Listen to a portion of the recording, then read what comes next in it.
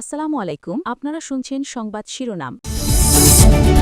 ভোটের জন্য প্রস্তুত দেশ, বৃহস্পতিবার রাতেই পাওয়া যাবে বেশিরভাগ ফলাফল, জানালো ইসি।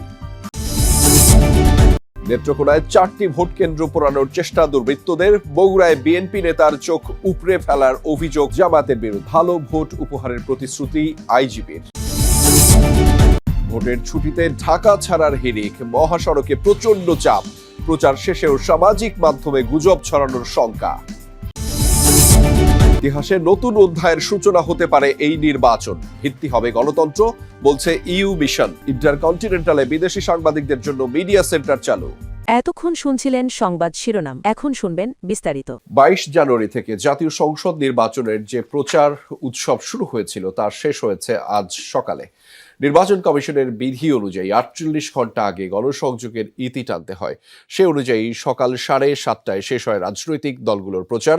ত্রয়োদশ জাতীয় সংসদ নির্বাচন এবং গণভোটের বাকি আর মাত্র দুদিন। সুষ্ঠু ভোট আয়োজনে দেশ জুড়ে চলছে নানা প্রস্তুতি। বিভিন্ন জেলা থেকে উপজেলা পর্যায়ে পাঠানো হচ্ছে ব্যালট পেপার, থাকছে বড় কড়া নিরাপত্তা।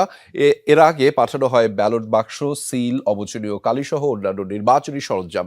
সহকারী রিটার্নিং কর্মকর্তারা এসব সরঞ্জাম বুঝে নেন। আগামীকাল কেন্দ্রে কেন্দ্রে পৌঁছাবে ভোট গ্রহণের সামগ্রী। সহকারী রিটার্নিং কর্মকর্তাদের কাছ থেকে এসব সরঞ্জাম বুঝে নেবেন প্রিজাইডিং ও সহকারী প্রিজাইডিং অফিসাররা। এদিকে 3 পার্বত্য জেলার দুর্গম এলাকাগুলোয় হেলিকপ্টারের মাধ্যমে পৌঁছানো হচ্ছে নির্বাচনী সামগ্রী। দায়িত্বপ্রাপ্ত কর্মকর্তাদেরও পৌঁছে দেওয়া হচ্ছে হেলিকপ্টারে। বৃহস্পতিবার 299 আসনে সকাল থেকে 7:30টা থেকে শুরু হয়ে ভোট গ্রহণ চলবে বিকেল 4:30টা পর্যন্ত। জাতীয় সংসদ নির্বাচনের বেশিরভাগ ফলাফল 12 ফেব্রুয়ারি রাতেই পাওয়া যাবে। ভোট গ্রহণ বিষয়ে ব্রিফিং হবে দিনে 4 বার। এই তথ্য জানিয়েছেন নির্বাচন কমিশনার আবুল ফজল মোহাম্মদ সানাউল্লাহ। বিকেলে নির্বাচন কমিশনে তিনি জানান, এবার সংসদ ও গণভোটের ব্যালট একসাথে গণনা হবে। বিকেল 4:30টার পর কেন্দ্রের 74র মধ্যে অপেক্ষারত ভোটার থাকলে তাদেরও ভোট নেওয়া হবে। ইসি সানাউল্লাহ জানান, এবার পোলিং অফিসার থাকবেন 5 লাখের বেশি। 90 ভাগের বেশি কেন্দ্রে রয়েছে সিসি ক্যামেরা। আইন শৃঙ্খলা রক্ষাকারী বাহিনীর 9,58,000 সদস্য দায়িত্ব পালন করবেন। নির্বাহী ম্যাজিস্ট্রেট থাকবেন 2,100 জন এবং বিচারিক ম্যাজিস্ট্রেট থাকবেন 957 জন। নির্বাচনে 299 আসনে 2,028 জন প্রার্থী লড়বেন। কমিশনার সানাউল্লাহ আরও জানান, মঙ্গলবার সকাল পর্যন্ত 7,30,000 পোস্টাল ভোট ইসিতে পৌঁছেছে। ব্যালট পেপার ও নির্বাচনী সামগ্রী কাল থেকে বিতরণ শুরু হবে। সন্ধ্যা নাগাদ পৌঁছাবে কেন্দ্রে। নেত্রকোনা সদরের একটি ভোট কেন্দ্রে আগুন দিয়েছে দুর্বৃত্তরা। আগুন দেওয়ার চেষ্টা করা হয় আরও 3টি কেন্দ্রে। সোমবার রাত 1:30 নাগাদ কয়েকজন দুর্বৃত্ত পৌর শহরের পারলা সরকারি প্রাথমিক বিদ্যালয়ের একটি কক্ষে পেট্রোল ঢেলে আগুন ধরিয়ে দেয়। স্থানীয়রা টের পেয়ে আগুন নিয়ন্ত্রণে আনে, তবে পুড়ে যায় কেন্দ্রের কয়েকটি বেঞ্চ। পরে লাইট সরকারি প্রাথমিক বিদ্যালয়, বামন মহা সরকারি প্রাথমিক বিদ্যালয় এবং দড়িজাগি সরকারি প্রাথমিক বিদ্যালয় ভোট কেন্দ্রেও অগ্নিসংযোগের চেষ্টা করা হয়। সকালে কেন্দ্রগুলো পরিদর্শন করে পুলিশ সহ আইন শৃঙ্খলা রক্ষাকারী বাহিনীর সদস্যরা। সিসি ক্যামেরার ফুটেজ বিশ্লেষণ করে জড়িতদের আইনের আওতায় আনার চেষ্টা করছে পুলিশ।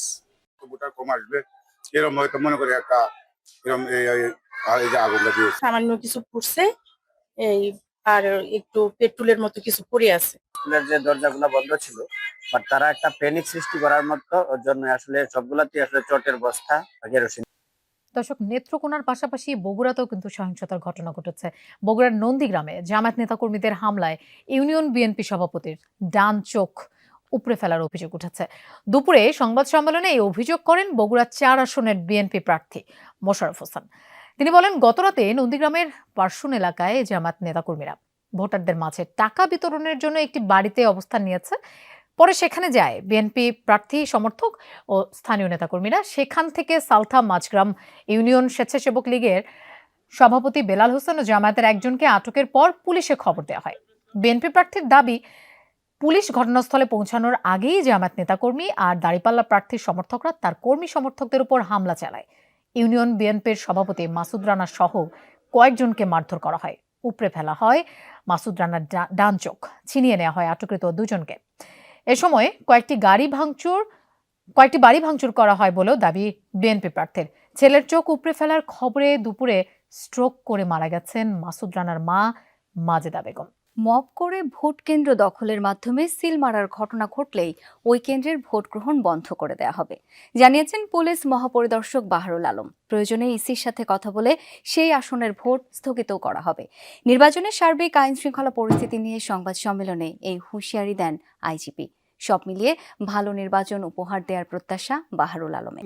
আইন শৃঙ্খলা পরিস্থিতি নিয়ে প্রেস ব্রিফিং করেন পুলিশের মহাপরিদর্শক বাহারুল আলম। জানান, সারা দেশে ঝুঁকিপূর্ণ ভোট কেন্দ্র 24,000-এর বেশি। এসব কেন্দ্রের 90 ভাগে সিসিটিভি লাগানো হয়েছে। ঝুঁকিপূর্ণ কেন্দ্রগুলোতে বডি ক্যামেরা ব্যবহার করব। কোনো কেন্দ্রে মবের চেষ্টা হলে শুধু সংশ্লিষ্ট কেন্দ্রই নয়, নির্বাচন কমিশনের সাথে আলোচনা করে পুরো আসনের ভোট স্থগিত করা হবে বলেও জানান আইজিপি। কিন্তু এইবার not a single incident will happen. আমরা যেটা ইলেকশন কমিশন বলেছে, যদি করে আমি ভোট কেন্দ্র বন্ধ করে দেবো, একটা কেন্দ্র বন্ধের জন্য আসনই বন্ধ করে দেবো। মানে এইবার পারবে না।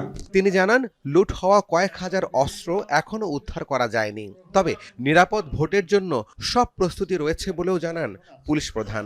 ইলেকশনকে ডিসরাপ্ট করার মতো কোনো শক্তি নাই। কোথাও একটা ক্রাইম হতে পারে, একটা ডাকাতি হয়ে যেতে পারে, একটা খুন হয়ে যেতে পারে, কিন্তু ইলেকশন ডিসরাপ্ট করতে পারবে না। এটা 3000-ই হোক আর 6000-ই হোক। কেরানীগঞ্জে জঙ্গি আস্তানায় বিস্ফোরণের ঘটনাটি নিয়ে আইজিপি বলেন, নির্বাচন টার্গেট করে জঙ্গি হামলার চেষ্টা ছিল, তবে তাদের পুরো নেটওয়ার্ক ভেঙে দেওয়া হয়েছে।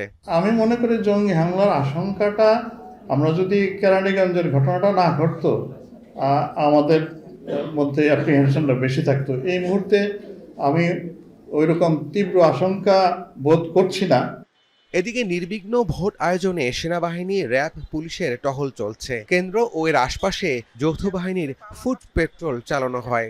ভোটার, প্রার্থী সহ সবার নিরাপত্তা নিশ্চিত করার কথা জানান নির্বাহী ম্যাজিস্ট্রেট। একটাই মেসেজ আমাদের সম্মানিত ভোটারদের প্রতি, যে আপনারা একটা সুন্দর সুষ্ঠু পরিবেশ বলতে যা বোঝায়, তার জন্য আমরা আইন শৃঙ্খলা বাহিনী সহ আমরা যারা মাঠে নির্বাহী ম্যাজিস্ট্রেট রয়েছে, আমরা সর্বোচ্চ চেষ্টা করি। ত্রয়োদশ জাতীয় সংসদ নির্বাচন ঘিরে তাই দৃষ্টি থাকবে পুরো বিশ্বের। সেই নির্বাচন নিবিড়ভাবে পর্যবেক্ষণ করবে আন্তর্জাতিক বিভিন্ন পর্যবেক্ষক সংস্থা।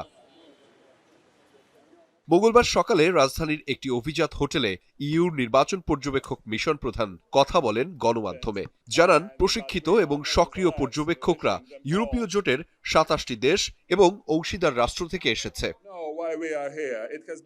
স্বল্প ও দীর্ঘমেয়াদে 200 জন পর্যবেক্ষক নিরপেক্ষতা, নির্ভুলতা মেনে কাজ করবেন পুরো দেশে।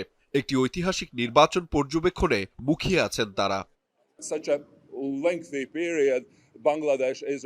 দীর্ঘ সময় পর গণতন্ত্রের প্রত্যাবর্তনের এই প্রক্রিয়া, রাজনৈতিক অঙ্গীকার এবং নির্বাচনী ব্যবস্থার অগ্রগতি আমরা গভীর আগ্রহ নিয়ে প্রত্যাশা করছি। আন্তর্জাতিক নির্বাচন পর্যবেক্ষণ অবশ্যই ইইউ বাংলাদেশ সহযোগিতার একটি গুরুত্বপূর্ণ স্তম্ভ।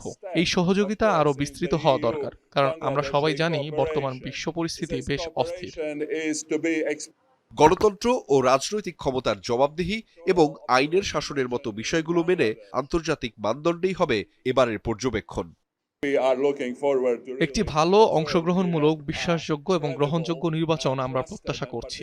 সামগ্রিক পরিবেশ ইতিবাচক। আমরা প্রার্থী, সরকার ও সাধারণ মানুষের সাথে কথা বলেছি। সবাই জানিয়েছেন এই নির্বাচন বাংলাদেশের ইতিহাসে নতুন অধ্যায়ের সূচনা করবে, যার ভিত্তি হবে